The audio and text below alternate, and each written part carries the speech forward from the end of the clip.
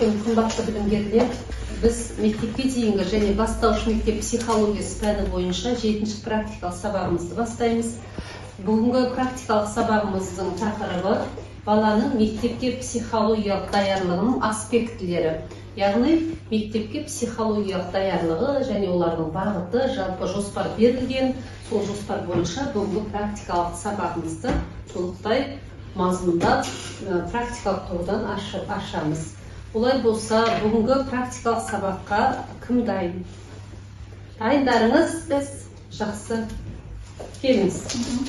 Бүгінгі біздің сабағымыздың тақырыбы, яғни мақсатымыз бала мектепке баруға дайын ба, әлде жоқ па, соны біліп үйрену.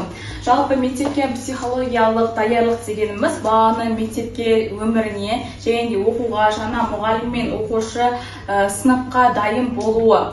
Яғни бұл жерде бала тек оқу білетіндігі емес, ол бала мектепке дайын болу үшін не істеу керек, яғни өз ойын айту керек, мұғалім мен оқушы арасындағы байланыс болу керек, және де басқа балалармен тіл табысу сияқты қабілеттер қажет.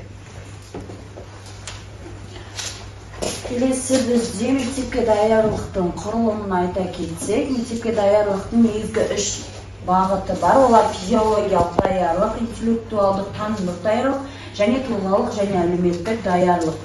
Енді физиологиялық даярлық дегеніміз не? Ол баланың дамуы мен жүйке жүйесінің оқу процесінде төтеп бере алу қабілеті болып табылады. Көрсеткіштері: ол сағаттап отыруға, жазуға, сурет салуға, қол бұлшықеттері дайын болады.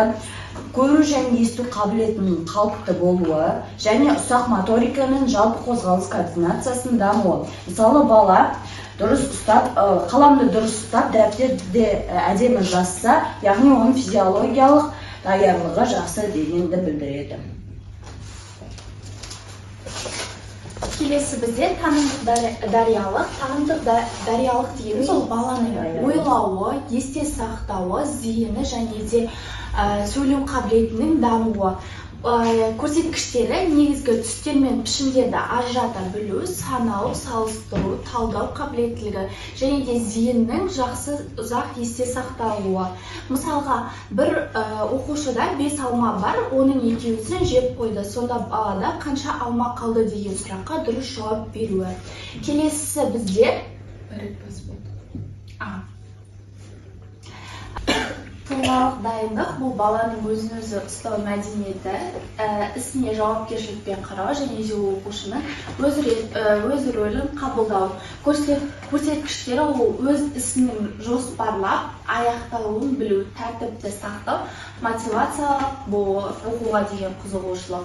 Және де мысал, бұл мен мектепке барғым келеді, өйткені мен жаңа нәрселерді үйреніп келеді деген тұлғалық дайындық. Даярлық дегеніміз, яғни бұл балалармен сабаққа, басқа балалармен, мұғалімдермен қарым-қатынасы. Ол дегеніміз басқа балалармен қарым-қатынас орната алама, мұғаліммен сөйлесіп, білмейтін жерін сұрай алама деген нәрселерді ұғыну.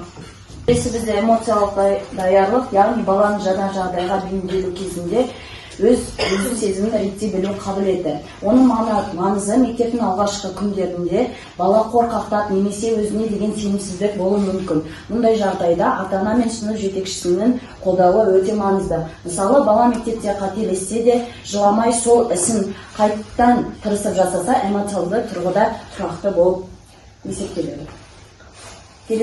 Оқушы рөліне бейімделу, ол бейімделу баланың жаңа ортаға барған кезде жаңа ережелер мен мұғалім мен сыныптастарына үйренісу.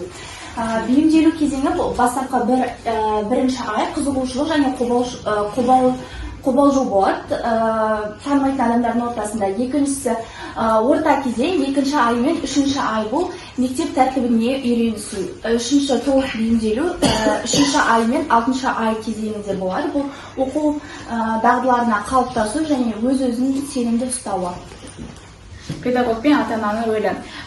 Оқушының өмірінде педагог пен ата-ананың рөлі өте маңызды. Яғни педагог баланың мүмкіндігін оң көзқараспен қарап, оның қызығушылығын оятып тұру керек. Ал ата-ана баланың эмоционалды жайлылығын қамтамасыз етеді. Енді біз келесі топта тапсырмаға көшпес бұрын сіздерді топқа бөліп алсақ, бір-екі студенттен кезек-кезек келсеңіздер. алып, ішінде қай топ жазылып тұр, сол топқа отырасыз.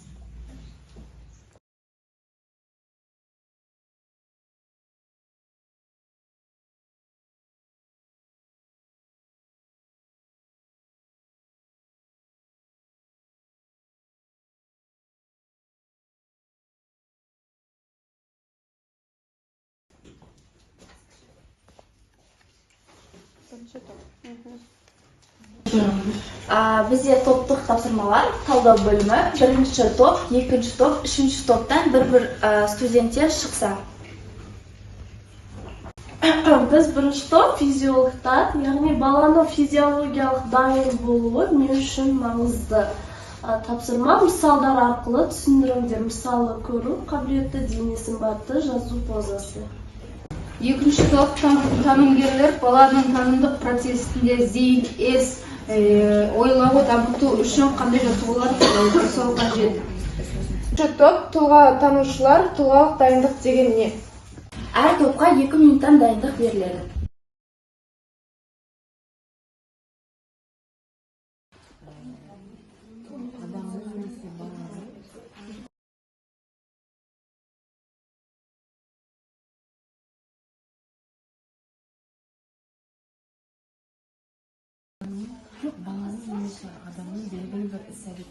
Біздің топ физиологтар бізге берілген сұрақ баланың физиологиялық дайын болуы не үшін маңызды дейді.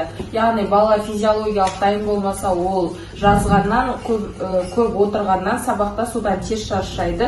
Сондықтан физиологиялық даярлық оқу әрекетінің негізі болып табылады. Сұрақтарға өте жақсы жауап берді. Сіздерде 6 балл. Біз үшінші топ тұлға танушылар, тұлғалық дайындық деген не деген сұрақ. Бізде тұлғалық дайындық дегеніміз бұл баланың немесе адамның белгілі бір іс-әрекетке, мысалы мектепке болсын, қоғам өміріне болсын, еңбекке болсын, өзінің эмоциялық ерік-жігер даярлығы болып табылады. Өте тамаша. Сіздерде ұпай.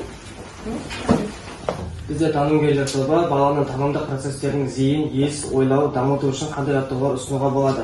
Бізде ең алдымен зейін, яғни оған бізде не өзгерді деген ойынды ұсынуға болады. Және бізде келесі ес, оған бізде 10 сөз ойынын ұсынуға болады. Және келесі бізде ойлау, бұл жерде артық сөзді тап деген сөзді сияқты ойындарды ұсынуға болады. Өте тамаша. Сіздерге 5 ұпай.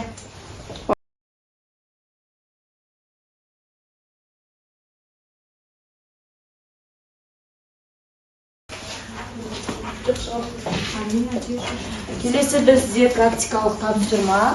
Бұл жерде мектепке дайын бала салыстырмалы талдау ойыны. Яғни бұл жерде шағын жағдаяттар беріледі. Қай баланың дайын, қай баланың дайын еместігін анықтау қажет.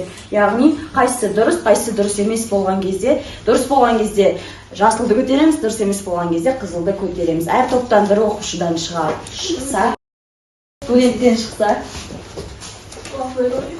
Біріншісі, Алина тез шаршайды, зейіні тұрақсыз, бірақ ойлауы жақсы дамыған. Берілген тапсырманы қызығушылықпен бастайды, бірақ соңына дейін жеткізе алмайды. Кішкене қиындық болса, назарын басқаға аударады. Ал тексеріп көрейік. Дұрыс екен, дұрыс емес. Дұрыс емес екен. Жарайсыңдар, екінші топ пен үшінші топ. Бір мен үшінші топ. Бір мен үш. Келесі басшы. Екіншісі, Нұрхан өз бетінше жұмыс жасай алады. Тапсырманың соңына дейін орындайды. Ойын анық жеткізеді. Жауапкершілігі жоғары. Жаңа нәрсені үйренуге қызығады. Сыныптастарымен және үлкендермен қарым-қатынасы жақсы. Тексеріп көрейік.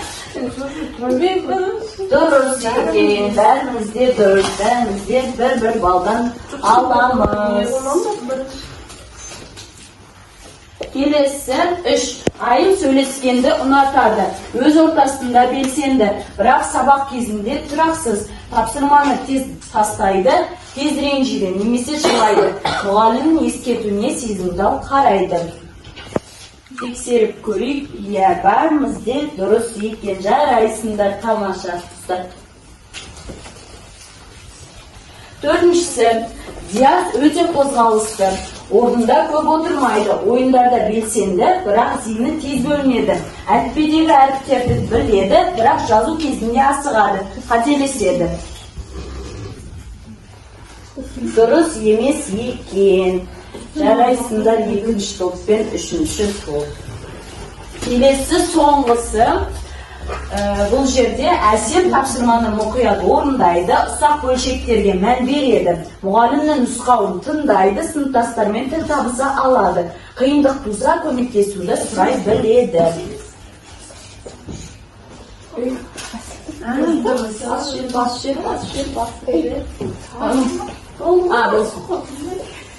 Жарайсыңдар, барлықтарыңдар дұрыс екен. Тамаша отыра ойындар, барлық топ жарады. Ал студенттер шаршаған боларсыңдар, ендеше сендерге сергіту сәтін жүргізейін.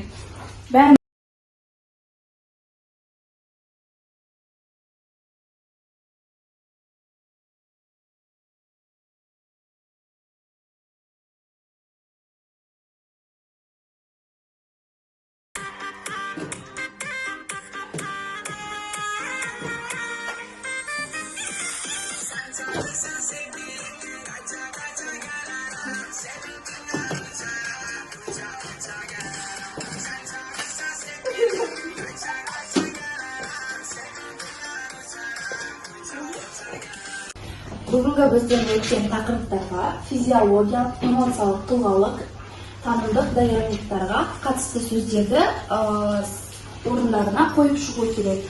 Осы жерге 1-2 студент шығып, сөздерді жайғастырсақ.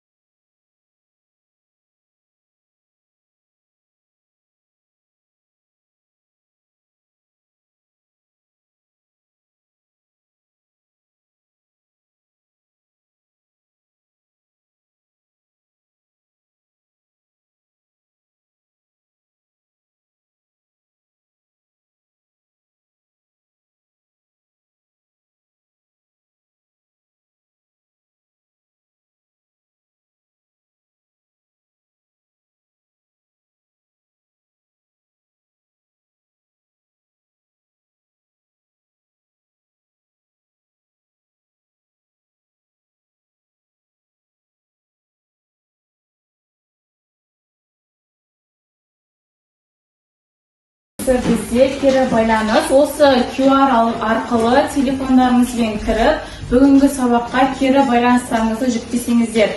Яғни сіздерде осындай тақта шығады, сол жерге өздеріңіздің комментарияларыңызды немесе суретке түсіп лайк басып жіберсеңіздер болады.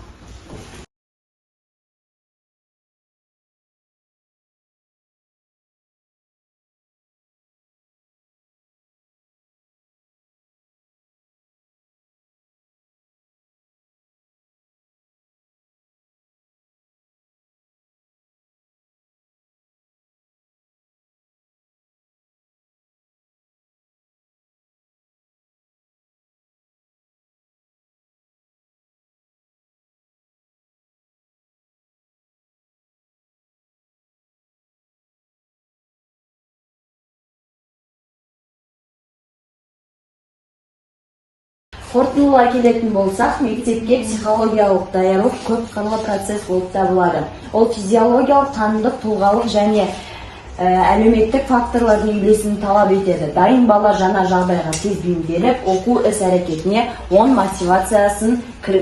мотивациясымен кіріседі. Сабақ аяқталды. Сау болыңыздар, бізге қатысқандарыңызға үлкен алғыс.